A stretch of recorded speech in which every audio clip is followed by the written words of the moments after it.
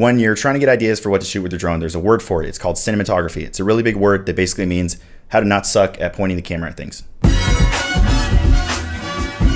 People buy drones and expect to have really good stuff because they don't pick up on these photography principles like how to frame a shot. And as stupid and pretentious as it sounds, it's actually really, really important. I found a couple of angles and techniques that work pretty much consistently everywhere you go that will always get you guaranteed gold, as much as I can guarantee as a guy on the internet giving advice. Once you start doing some of this stuff, you're gonna see these opportunities everywhere, and I'm not kidding, it's really, really easy to do. You don't have to have a butt ton of experience. I mean, I'm not a genius, I'm nothing special. I've just done enough of these to screw them up to know exactly what pretty much gives me really good shots every single time. And once you see it, you're gonna start looking for this every time you go out too. Another important thing is that they have to be easy enough to pull off while you still have the drone pilot anxiety where you feel like you have to crap your pants because you kind of feel like a criminal even if you're doing it legally when everybody stares and 15 dads want to ask you questions. Which is why I always say if you have a Mavic 2 Pro, fly without thumbsticks so you don't get all the shaky bakies, but you know, that's like 5 other videos. The thing that's most frustrating, which I wish I could tell everybody to stop doing, and this is what I did when I first got a drone. I didn't start out getting anything good right away. I had the same impulse to fly to basically the moon and just shoot Earth. Everybody does this right away. You fly to the max height you can get, maybe you break the law and go a little higher, and you just wind up with a bunch of dirt. Spinning in one spot almost always looks bad and it's the first thing everybody goes for. It's cool that you can see in every direction, I know, but the way that short lens is working, panning left and right always looks choppy and weird, and it kills the perspective. The opposite actually works really well when you rotate a stationary object, but that's one of the shots I'm gonna get to in a minute. This is just about angles and what to look for in your environment. This isn't about settings. I can give you a really shortened version so you don't have to sit through that whole video and a PDF of what settings to use that work for me for most drones. Mavic 1, Mavic 2 Pro, Phantom 4, Phantom 3, Mavic Air. Why do I own all these drones to begin with? Because I teach a course on flying and filming and another one on photography. So I've used pretty much all of them. I know what works with certain drones. So again, these shots will only work if you make sure you handle a couple of things like exposing correctly. And I always say immediately with DJI drones, turn down the contrast right away first thing, if nothing else, because DJI's default is to give you really amateur looking contrast, and you can always do it in the editor later. Again, that's in the PDF if you want to download it.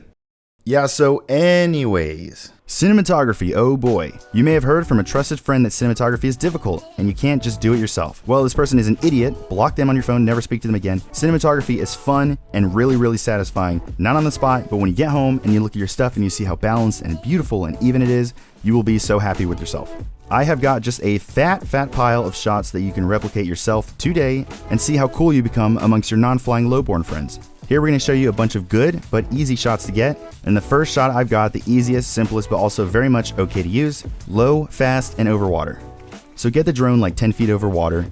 Any less and the collision sensors might stop you mid-flight if it goes over a wave or something. But the point is to go straight ahead pretty fast, and the water brushing beneath is really cool to look at, especially if there's waves beneath you because it gives it a lot of action. And that is also great for a sunset if you don't know how else to shoot it. Really good if you can manage to use this as an intro to reveal something else like a mountain, a resort, something in the background that you're filming. So if you were to fly over the water and lift up right before the golf course to show it below. Okay, shot number 2, even easier, just straight down. Is this called kinda down? No, it's called straight down. Just aim the camera straight down, as far down as it can go, and fly straight at a constant speed. Let the patterns of houses or trees or rivers, whatever's beneath you, let it pass by, and that will be enough action for the shot. Something you may feel the urge to do is to change plans mid-shot and start aiming at the thing you just passed. Don't do this. A mature shot can start and finish with the cool stuff passing by, and not try to jerk and risk ruining the angle by twisting or raising the camera to keep aiming at whatever you're passing by. Just let it go. And when you see it in the editor, trust me, you will be happy with yourself. Shot number 3, right down the line. How does this work? Step 1, find a line. Step 2, follow the line. Step 3, that's it. That's all you have to do, you're done. Really, really simple. Again, find a line, let it split the frame perfectly, and just follow it. Here I have a dirt road leading up to some beautiful mountains, but the intro to this still follows right over the dirt track. This one looks really pretty, but don't try it. It takes a master of flight and framing, like me. Just kidding, I screwed it up and I almost crashed because I hit a pole with a propeller. Thankfully, while I was trying to fly my limp drone back, I had Sombrero Guy walk up and say, yo, you're definitely gonna crash, and start filming, so thanks a lot for that, Sombrero Guy. Here I've combined the last 2 shots we went over with a straight down and right along the line, split down the center frame for some cool symmetry. This is really easy gold to go for because people who live in this area will never have seen this perspective. Super high up, everyone's seen that from helicopter photos and plane photos, but barely anybody has seen 100 feet off the ground or lower. Shot 3.5. Remember when I said point straight down, not kinda down? Well, that was a joke. Kinda down is also a cool shot to consider, and it's great when you have rows and rows of similar items like houses or cars in a parking lot. Okay, but moving on to shot 4, if you have a mountaintop, a pole top, a house on a hill, show off the height by circling that point. And this needs to be done with patience and steady fingers because you are now trying to rotate and move forward and over at the same time. So you're flying kind of at an angle position-wise, but you are turning the drone to track that item. This usually takes a 10-second head start so you can kind of calibrate and figure out the rotation speed and the flight speed that works. But once you do, just keep it there and don't move a muscle and let the drone film. Because of that, these might take multiple tries because it's kind of adrift. I wouldn't trust the software in the drones like DJI's Orbit because it goofs on me really often. It's better done handheld with slow gimbal settings, but this is one of my favorites because you cover so much and it's always incredible to force perspective on the distance like that. This also works from far away with a slower turn when you have a much broader environment to show off, like a park. Shot 5. Fly just barely above anything busy happening beneath you. I'm talking about like 10 feet. If this was a river with tons of boats or a parade of people, anything, just fly straight overhead. Treat it like it's a landscape shot and you're trying to get the background, and as you pass by things below, it will show how fast the camera is moving and how much it's covering. If there is a lot happening, like huge waves crashing beneath, I would say go slow and let the action speak for itself. And that's if you have like a stampede of horses going by beneath or something.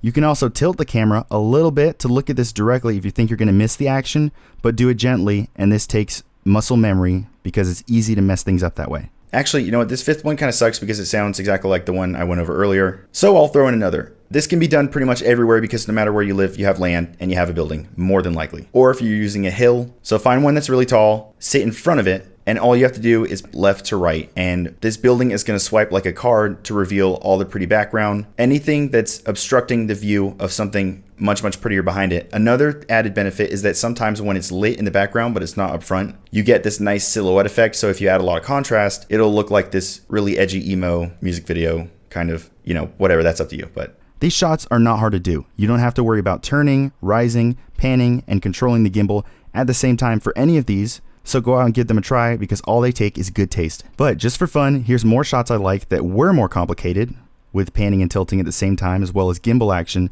but have a look anyway because I still like them.